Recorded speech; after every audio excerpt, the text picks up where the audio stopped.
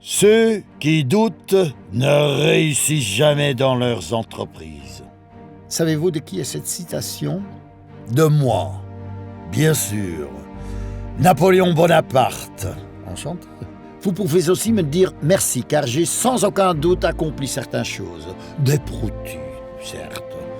Le code civil, le système métrique, votre nom de famille. De rien. Et ce polder est également mon œuvre.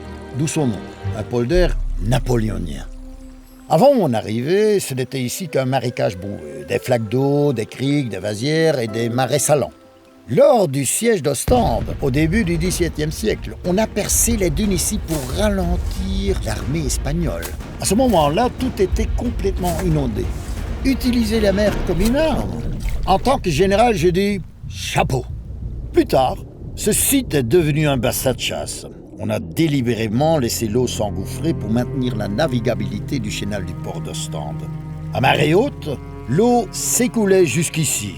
À marée basse, elle retournait vers la mer en emportant la vase.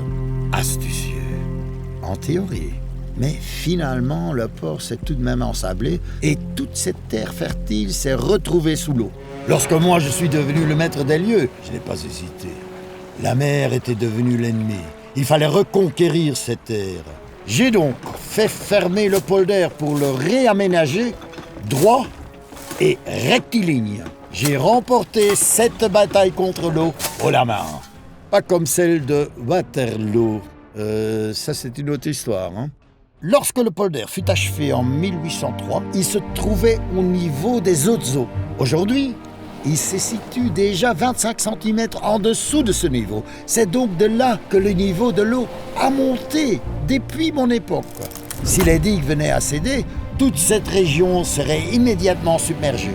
La lutte contre la mer n'est pas encore terminée.